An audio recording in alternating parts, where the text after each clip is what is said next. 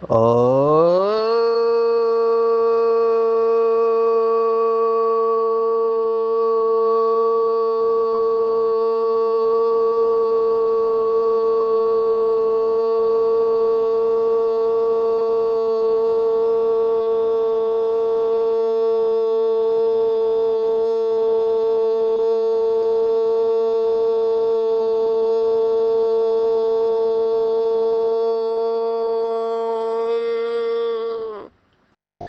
शांति। आज 23 अप्रैल 2025 भारत में बुधवार है। Today is 23 April 2025 and it's Wednesday in Bharat. आज की मुरली का जादुई रहस्य स्वयं को प्रेरणा देने के लिए magical secrets of today's Murli for motivating the self. Baba को बहुत बहुत शुक्रिया। बहुत अच्छे अच्छे फीडबैक लोग भेज रहे हैं। बाबा के बच्चे श्रेष्ठ लक्ष्य जिन्होंने रखा है, ऐसे कहावत है अंग्रेजी में, a genius is 1% inspiration and 99% perspiration। माना जो जीनियस होता है, सबसे ज्यादा बुद्धिमान होता है, उसे केवल 1% प्रेरणा की जरूरत होती है। उस 1% प्रेरणा के ऊपर वो 99% पसीना बहा के श्रेष्ठ लक्ष्य को प्राप्त करता है। यहाँ पर भी कुछ ऐसा है। अपने मोटिवेशन को, अपने इंस्पिरेशन प्रेरणा को बनाए रखना है, क्योंकि इट इज क्वाइट पॉसिबल कि हमारी अवस्था फ्लक्चुएट हो। बहुत कम होते हैं जो अपना नशा एक रस रख पाते हैं। मैंने कल क्लास में हाथ उठाया कि कौन कौन समझते हैं कि वो माला में आ सकते हैं। कोई हाथ खड़ा नहीं कर रहा है। तो मैंने पूछा, हाथ क्यों नहीं खड़ा कर रहे? तो कहते हैं कि हमको कॉन्फिडेंस नहीं आता है। अभी बात भी सच है, जैसे मुरली सुनते हैं, समझते हैं, समझ में आता है कि ये टफ टारगेट है, लेकिन हिम्मत तो रखना चाहिए। ये 1% और 99% में इसलिए कहा क्योंकि बाबा की श्रीमत है, एक कदम हिम्मत का और 1000 कदम बाबा का साथ में मदद है। 100 भी नहीं, 1000। तो हमको हिम्मत रखना है और लक्ष्य को ऊंचा रखना है।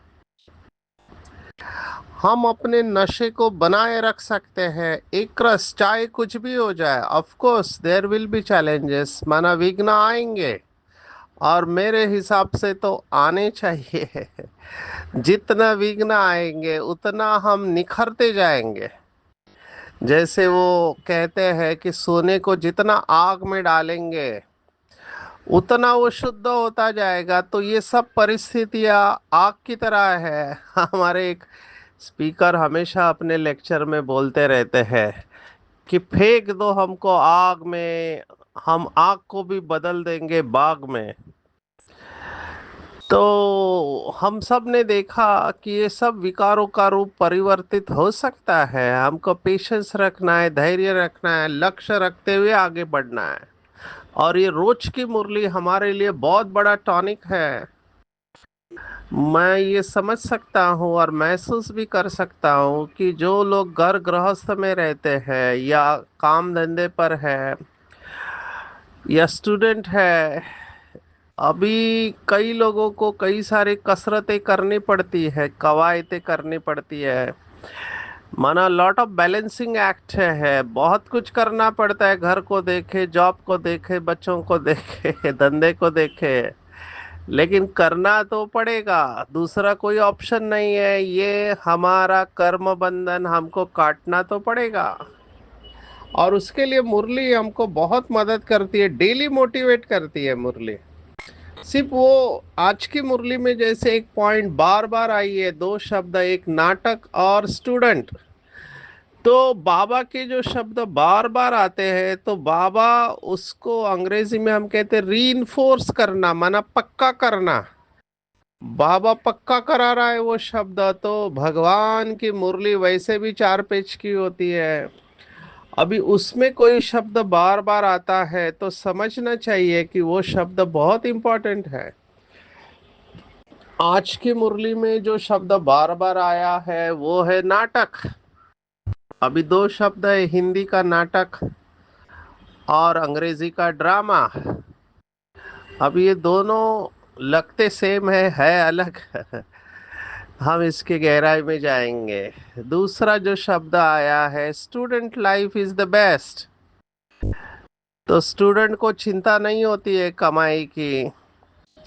हालांकि कुछ जो गरीब बच्चे होते हैं उनको तो डेफिनेटली रहती है। मैं कई सेंटर पर बाबा के बच्चों के अनुभव सुनता हूँ। तो वो पढ़ाई करते समय भी कमाई करके पढ़ाई करते हैं या फिर स्कॉलरशिप लेके पढ़ाई करते हैं। ये बहुत सुंदर और प्रेरणादायी अनुभव है। समय मिला तो हम इनसे देखने वाले हैं कि कैसे अच्छा स्टूडेंट हम बन सकते हैं। तीसरी बात जो आज की मुरली में आई है, बाबा ने कहा आत्मा की थकावट का कारण क्या है। दो थकावट होते, एक शरीर की और एक आत्मा की, और दोनों एक दूसरे के साथ जुड़े हुए हैं।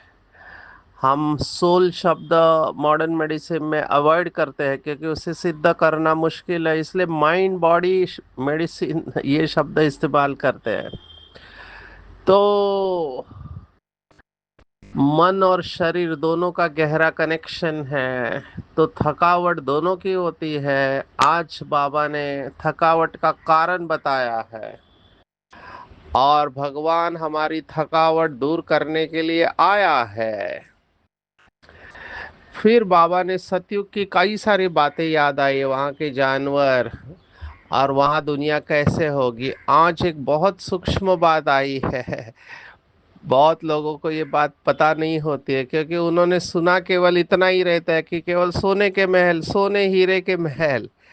आज बाबा ने उसका क्लैरिफिकेशन दिया है, बहुत सुंदर। इसलिए इस मुरली को भी जेरोक्स करके रख सकते हैं। कई लोग ये अभ्यास करते हैं, मुरली की तारीख और पॉइंट को अंडरलाइन करके रख सकते हैं।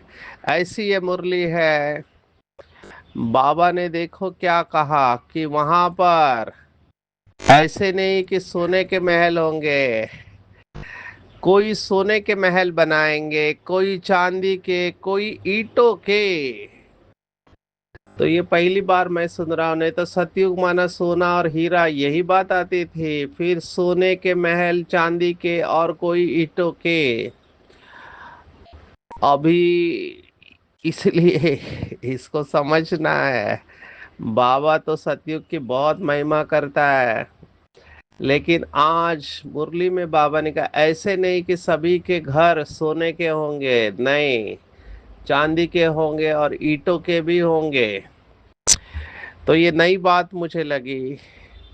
दूसरी, फिर वहाँ के जानवरों के बारे में, क्योंकि इसके ऊपर मुझे कई प्रश्न आते हैं कि क्या डायनासोर वहाँ सतयुग में होंगे, वहाँ पे ऐसे बिच्छू और सांप जैसे जानवर होंगे या नहीं होंगे। तो इसका जवाब हम देने की कोशिश करेंगे कि सतयुग में कौन सी जानवर होंगे, कौन से नहीं होंगे। बाबा ने आज कहा सतयुग के जानवर भी कैसे अच्छे अच्छे होंगे, सब अच्छी चीजें होंगी, सतयुग की कोई चीज यहाँ हो ना सके। अभी ये वाक्य भी कंफ्यूज कर सकता है कि सतयुग की कोई चीज यहाँ हो ना सके, मतलब क्या है कि सतयुग की डिग्री के अनुसार, प्यूरिटी के अनुसार चीज यहाँ हो न सके, है या स्थूल में है, हम इसका चिंतन करेंगे। बहुत सुंदर है। इसलिए मुरली के एक एक शब्द को हमको बहुत गहराई से समझना चाहिए। फिर बाबा ने कहा, ये बॉम्ब्स के बारे में भी बहुत भयानक बाबा ने कहा हुआ है कि कैसे लड़ाई होगी। बाबा ने आज थोड़ा चित्र आंखों के सामने रखा है, खूने नाहक खेल। कई लोगों को ये रियलाइजेशन नहीं है कि क्या हो सकता है। वो मूवी में देखते हैं विनाश के ऊपर जो भी मूवी है, लेकिन जब आप फील करोगे तो आपको पता चलेगा कि बाबा क्या कह रहा है। मनुष्य की भी जरूरत नहीं है, बाबा ने कहा लश्कर को छोड़ते जाएंगे, फिर इतने सब मनुष्य नौकरी से छूट जाएंगे तो भूख मरेंगे। अब ये सोचने जैसी बात है, हम इसके ऊपर आएंगे। तंग नहीं करने की बात फिर से आई कि जो सर्विस नहीं करते हैं वो तंग करते हैं। ये बहुत लॉजिकल है। लौकिक में भी किसी यूथ को अगर जॉब नहीं होता है तो घर में वो क्या करेगा, तंग करेगा या नशे की तरफ जाएगा। इसलिए सेवा लौकिक में भी करनी है, अलौकिक में तो करनी है। अच्छा, और वरदान भी बहुत सुंदर है। मुझे पेशेंट याद आए जब बाबा ने कहा कोई बहुत तंग करता है, उछलता है या पागल होता है, उसको ऐसा इंजेक्शन लगा देते हैं जो वो शांत हो जाता है। एग्जैक्टली यही काम मैं शांति वन में करता था जब बाबा का टर्न होता था। इंजेक्शन सेरेनेस काम्पोज लेके हम शांत करते थे। मैं समय मिला तो ये बताऊंगा वरदान की बात। प्रैक्टिकल में हम डॉक्टर्स कैसे ये पागल पेशेंट को शांत करते हैं। पूर्वज की स्मृति से रहम दिल बनना है और नॉलेजफुल के साथ पावरफुल, ये दोनों कंबाइंड स्टेज की आज की पॉइंट है। हम शुरुआत करेंगे नाटक से। किसी आत्मा ने कहा बाबा के बच्चे तो नाटक में आते भी है और नाटक करते भी है। उपरोधिक शब्द से कहा था। एक डायलॉग बहुत फेमस हुआ। शेक्सपियर, विलियम शेक्सपियर करके बहुत प्रसिद्ध लेखक होके गए और उन्होंने कहा कि this world is a stage and we all are actors. मुझे जब मैं नया नया था, हमारे बॉस ने पूछा कि तुम्हारे ब्रह्मा कुमारी में क्या सिखाते हैं, तो मैंने यही पॉइंट सुनाए कि हम सब, ये ड्रामा है, नाटक चल रहा है और हम सब एक्टर्स हैं। तो उन्होंने तुरंत कहा ये पॉइंट तो शेक्सपियर ने भी कही है, तो तुम्हारे इसमें नई बात क्या है। तो बाबा ने आज इसको टच किया है। कहने मात्र कहते थे ये सृष्टि नाटक है जिसमें हम एक्टर्स हैं, तो ये मान्यता तो है भक्ति मार्ग में भी।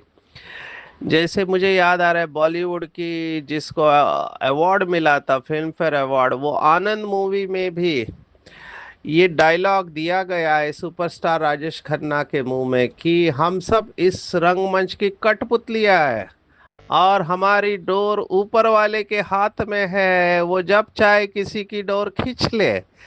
तो भक्ति मार्ग में लोग ऐसा समझते हैं कि ये ड्रामा ऊपर वाले के हाथ में है सब कुछ, और वो जब चाहे तब किसी की डोर को खींच लेता है। अभी इसका यथार्थ अर्थ भी समझना है।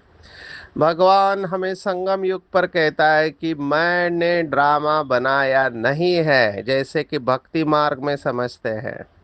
बाबा के कई बच्चे जो ज्ञान में आने के बाद भी इस बात को स्वीकार नहीं कर पा रहे हैं कि भगवान ने ड्रामा नहीं बनाया, क्योंकि वो कहते हैं कि बाबा ने ही हमको ये ड्रामा का नॉलेज दिया, हमारे पास तो था नहीं नॉलेज, तो जिसने दिया उसी ने ही बनाया है।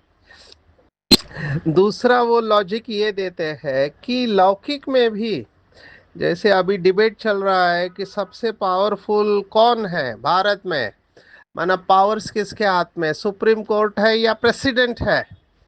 तो लौकिक में हमारे संविधान के अनुसार अगर किसी व्यक्ति को फांसी की सजा होती है, दी गई है कोर्ट ने, तो राष्ट्रपति को अधिकार है कि वो फांसी की सजा बदल दे और उसे उम्र कैद में या फिर उसे बरी कर दे, ये भी हो सकता है।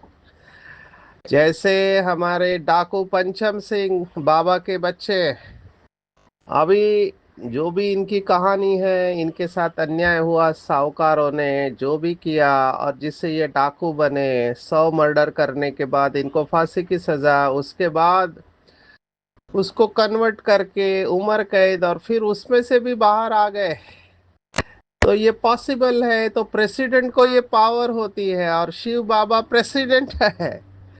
शिव बाबा प्रेसिडेंट है और शिव बाबा के पास पावर है कि अगर वो चाहे तो ड्रामा में किसी का पार्ट बदल सकता है, ऐसे मानते हैं कुछ बाबा के बच्चे, और वो तुलना इसके साथ करते हैं। लेकिन बाबा ने कहीं पर भी मुरली में ये कहा नहीं है। बाबा ने केवल एक बार, मुझे याद आ रहा है कि जब हमारी परम आदरणीय चंद्रमणि दादी का शरीर छूटा था, तब बाबा के मैसेज में आया था, अभी मैसेज को रिलाय करना है या नहीं करना है ये आपके ऊपर छोड़ रहा। बाबा ने कहा, अचानक का पाठ चालू हो गया और बाबा ने खींच लिया। अब ये खींच लेना, ये शब्द बहुत सारे ट्रांस के लिए लागू पड़ता है। ट्रांस में बाबा क्या करता है कि बच्चों की बुद्धि को खींच लेता है। अभी ये पावर है बाबा के पास। जैसे बाबा ने खुद कहा है कि मैं बच्चों को पूरा नॉलेज दे देता हूँ, लेकिन दिव्य दृष्टि की चाबी मैं नहीं देता हूँ। वो बाबा ने अपने पास रखी हुई है। अब ये चाबी क्या है, कैसे हो सकता है, हम नहीं जानते, क्योंकि बाबा ने यही शब्द इस्तेमाल किया। तो खींचना, ये पावर तो बाबा इस्तेमाल कर रहा है। ट्रांस में बुद्धि को खींच लेता है। ट्रांस अपने आप नहीं होता है, बाबा खींचता है तब वो ट्रांस में जाता है, जो भी आत्मा जाती है। ऐसे ही जब किसी का शरीर छूटना है तो क्या बाबा खींचता है उनको आगे भेजने वाला, या ये भाषा है, हम नहीं जानते। लेकिन दुनिया में ये मानते हैं कि भगवान ही सब कुछ करता है, और भगवान कहता है मैं कुछ नहीं करता हूँ, मैं तो ड्रामा के बंधन में हूँ। तो ये बात कहाँ से आई, इसके ऊपर चिंतन करेंगे। मैं इसे यहाँ पर ही छोड़ रहा हूँ इस पॉइंट को। लेकिन इतना जरूर है, बाबा ने आज कहा नाटक। अभी नाटक और ड्रामा दोनों को हम अलग करते हैं। ड्रामा जैसे फिल्म होती है, वो शूट हो चुकी है, उसमें एक्टर्स बदली नहीं हो सकते। लेकिन नाटक जो होते हैं, जो थिएटर में नाटक होते हैं, समझो एक एक्टर नहीं आया तो उसके जगह पे दूसरा एक्टर रिप्लेस कर सकता है। यहाँ पर ऐसा नहीं हो सकता। इसलिए नाटक शब्द ये अंग्रेजी का भाषांतर ठीक है, नाटक। और हमारे आदरणीय जगदीश भाई ने जो किताब लिखी है अविनाशी नाटक भाग 1 और भाग 2, उसमें भी मुझे नहीं पता कि ये शब्द बदलने चाहिए, नाटक की जगह ड्रामा लिखना चाहिए। क्योंकि ड्रामा एक बार शूट हो गया तो उसके एक्टर्स बदल नहीं सकते, और नाटक के एक्टर्स को बदला जा सकता है। तो ये नाटक के बारे में है, और ये हूबहू रिपीट होता है नाटक, एक्यूरेट रिपीट होता है। तीन बातें ड्रामा की हम सब रिवाइज करते हैं। एक्यूरेट है, कल्याणकारी है, हूबहू रिपीट होता है। आज की मुरली में जो पॉइंट आई है कि नाटक अभी पूरा हो रहा है और घर जाना है, ये भी पॉइंट बहुत इंपॉर्टेंट है मेरे हिसाब से। जो भी शास्त्रवादी है, भक्ति मार्ग वाले बेचारे फंसे हुए इसलिए है क्योंकि लाखों वर्ष का नाटक कह देते हैं। हमारे एक भाई ने बहुत अच्छा इसके ऊपर वीडियो बनाया है कि लाखों वर्ष कौन कौन कहता है, तो उसने तो वीडियो का क्लिप निकाल के बताया। सभी लोग 4,32,000 बोल रहे हैं। कलयुग की आयु, अभी सोचो। और फिर बाबा के इस बच्चे ने रेफरेंस दिया है महाभारत का कि कैसे ये लाखों वर्ष का हो ही नहीं सकता है, श्लोक के साथ बताया हुआ है। तो इस बात के वजह से लोग अलबेले हो गए, और बाबा यही बात कहता है नाटक पूरा होता है। यह राज सभी को समझाओ, कलयुग के बाद फिर सतयुग रिपीट होगा। ये बहुत इंपॉर्टेंट पॉइंट है, क्योंकि वो समझते कि सतयुग में भी राक्षस थे, माना असुर थे, त्रेता में भी थे। बाबा कहता है ऐसा नहीं है। तो यही फर्क है। बाबा के बच्चे थक क्यों जाते हैं? अभी थकावट शारीरिक भी होती है, मानसिक भी होती है। मेरे पास तो डिप्रेशन के पेशेंट आते हैं जो हमेशा थके हुए रहते हैं।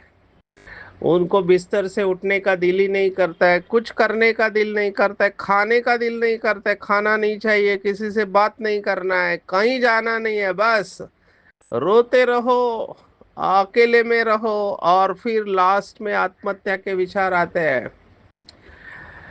तो बाबा कह रहा है थकावट का मुख्य कारण है तमो प्रधानता। जब किसी बात से कोई तंग होता है तब थकावट होते हैं। अभी किससे तंग हुए हैं?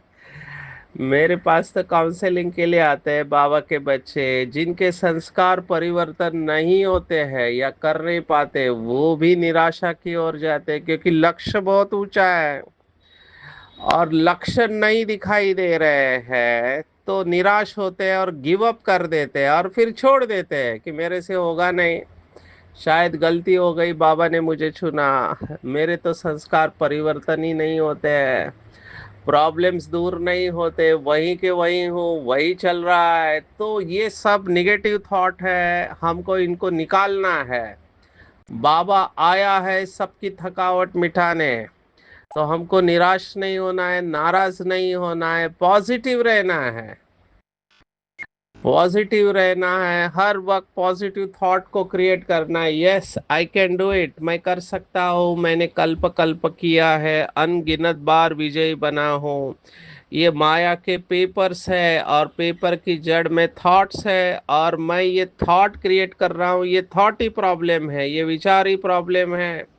ऐसा सोच के अपने आप को मोटिवेट करना है, प्रेरणा देनी है। 1% इंस्पिरेशन, 99 परस्पिरेशन, 1% प्रेरणा और 99% हमको मेहनत करनी है। मुझे तो ऐसे लगता है कि खुद को बीच बीच में अप्रिशिएट किया करो। कई बार हम काफी आगे आते हैं लेकिन लक्ष्य को दूर देख के निराश हो जाते हैं, तो थोड़ा पीछे टर्न करके देखना भी चाहिए कि मैं यहाँ तक तो पहुँच गई हूँ। जो डिस्टेंस कवर किया है आपने अपनी जीवन की यात्रा में, बाबा के साथ वाली यात्रा में या बी के परिवार के साथ वाली यात्रा में, उसको भी देखना चाहिए। मैं सेशन में एक कोट दिखाता हूँ, एक थॉट, कि there is one test to know whether your mission on this planet earth is over or not. If you are alive, your mission is not yet over. माना एक टेस्ट है जिससे आप पहचान सकते हैं कि आपका मिशन जीने का इस पृथ्वी के ऊपर पूरा हुआ या नहीं हुआ है। अगर आप जिंदा है तो अभी तक आपका मिशन अधूरा है। फाइंड आउट, उसे ढूंढो, आप कौन सा काम अच्छी तरह से कर सकते हो और उसमें लगे रहो। कोशिश करते रहना चाहिए, कोशिश करने वालों की हार नहीं होती है, ऐसे कहते हैं। और कोई भी ख्यालात कोई की बुद्धि में आ नहीं सकते, बाबा ने कहा, बाकी सब खंड जाने वाले हैं। बाबा ने आज का ये यूरोप खंड देखो, आज यूरोप खंड की बात आई है, कितना बड़ा है। बाबा तो अमेरिका वगैरह सबको एक ही खंड में डालता है, क्योंकि यूरोपवासी यादव जिन्होंने अपने कुल का विनाश किया, तो भले हमारे पास अभी खंड सात है, नॉर्थ अमेरिका, माना उत्तर दक्षिण अमेरिका, मध्य अमेरिका, यूरोप अलग है, अफ्रीका अलग है, आशिया अलग है, और फिर ऑस्ट्रेलिया। तो बाबा कहता है ये यूरोप खंड बहुत बड़ा है, लेकिन वो अभी नहीं रहेगा, माना अविनाशी नहीं है, ये सब खत्म होनी है। केवल भारत जो है, ये भारत जो है वो अविनाशी खंड है, ये बाबा ने आज की मुरली में कहा है। तो इसको बहुत अच्छी तरह समझना है। मुझे ये बात नहीं लगी, बाबा ने कहा कि सतयुग में ऐसी गंदगी हो नहीं सकती, वहां फर्क तो रहता है ना, कोई सोने के महल में, कोई चांदी के, कोई ईंटों के। यहाँ तो कितने खंड है, एक यूरोप खंड ही कितना बड़ा है, वहां तो सिर्फ हम ही होंगे। यह भी बुद्धि में रहे तो हर्षित मुख अवस्था हो। स्टूडेंट की बुद्धि में पढ़ाई रहती है, अपने से बात करना है, क्या मैं अच्छा स्टूडेंट हूँ। ये गॉडली स्टूडेंट का सम्मान भी बहुत सुंदर है कि स्वयं भगवान टीचर बनकर मेरे को पढ़ा रहा है। बाबा ने एक नशे की बात कही थी माताओं को कि कोई आपको पूछे कि सुबह सुबह ये नोटबुक पेन लेके कहाँ जाते हो, सफेद ड्रेस बैज पहन के, तो बाबा ने कहा था उनको बताओ कि हम सतयुग के प्रिंस और प्रिंसेस बनने के कॉलेज में पढ़ाई करने जा रहे हैं। बहुत नशे की बात। तो ये नशा रहना चाहिए कि हम गॉडली स्टूडेंट है, स्टूडेंट लाइफ में धंधा दोरी ये बात नहीं रहते, स्टडी ही याद रहती है। स्कूल में स्टूडेंट की बुद्धि में नॉलेज याद रहती है, तो नॉलेज को रिवाइज करो, रियलाइज करो, सिमर सिमर सुख पाओ, स्टडी करो। और हमको घर बार छोड़ना नहीं है, गृहस्थ व्यवहार में रहते बाप कहते ये स्टडी करो। ऐसे नहीं कि सन्यासियों की मुआफिक घर बार छोड़ो, उनको आप बोलो कि तुम्हारा हठ योग, तुम घर बार छोड़ते हो, यहाँ वो बात नहीं है। तो ये स्टूडेंट की नशे की पॉइंट है। आगे बढ़ते हैं। बाबा ने कहा बच्चे भूल जाते हैं, अभी जो भूलते हैं उनको मार्क्स कम मिलते हैं, लौकिक में भी यहाँ पर भी ऐसा है। भगवान हमें पढ़ाते हैं, ये भूल जाते हैं, माया बड़ी प्रबल है। स्कूल में सब स्टूडेंट्स पढ़ रहे हैं, सब जानते हैं कि हमको भगवान पढ़ाते हैं। वहाँ तो अनेक प्रकार की विद्या पढ़ाई जाती है, अनेक टीचर्स होते हैं। यहाँ तो एक ही टीचर है, एक ही स्टडी है, नायब टीचर। तो स्कूल एक है ब्रह्मा कुमारी, बाकी सब ब्रांचेस है। आज देखो बाबा ने क्या कहा कि कोई हॉस्टल में रहते जास्ती पढ़ाई में ध्यान रहेगा, सर्विस करने के लिए बच्चियां बाहर में रहती है, कैसे कैसे मनुष्य आते हैं। ये बहुत इंपॉर्टेंट पॉइंट है। यहाँ कोई का संग नहीं है, कोई अंदर घुस न सके, पति से बात करने की दरकार ही नहीं है, तुमको कोई का मुंह देखने की भी दरकार नहीं है। ये समर्पित बाबा के सामने बैठे हुए बच्चों को बाबा कह रहा है, फिर भी बाहर रहने वाले तीखे चले जाते हैं। बाबा दोनों को इशारा दे रहा है, मधुबन का महत्व भी बता रहा है, समर्पित जीवन का महत्व। एट द सेम टाइम बाबा कह रहा है फिर भी बाहर रहने वाले तीखे चले जाते हैं। हमको मुंबई वालों को तो बहुत लोग कहते हैं आप माया की नगरी में रहते हो, तो माया की नगरी में रहते हुए माया से न्यारे रहना बहुत बड़ी बात है।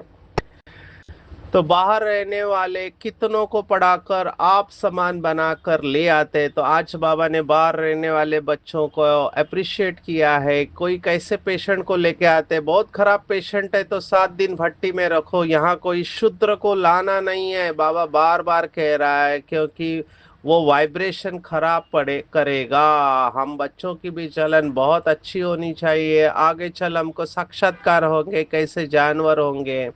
अब ये डायनासोर्स कहाँ गए, कई लोग प्रश्न पूछते, तो ये बिल्कुल खत्म हो गए, तो ये आएंगे कैसे। तो एक शब्द साइंस ने दिया है, म्यूटेशन। माना जब जीन्स में चेंजेस होते हैं तब ये जानवर आते हैं। अब ये कैसे कब आएंगे हम नहीं जानते, बाबा ने बताया नहीं है। तो हमको इन बातों में जाना नहीं है। आप जगदीश भाई की किताब पढ़ सकते हैं, उसमें इस बात को टच किया हुआ है। जैसे आगे जाएंगे हमको सतयुग के नज़ारे दिखाई देंगे। जैसे मुझे याद है बचपन में हम गांव में जाते थे एसटी से, तो पता चलता था अभी आएगा अभी आएगा अभी आएगा।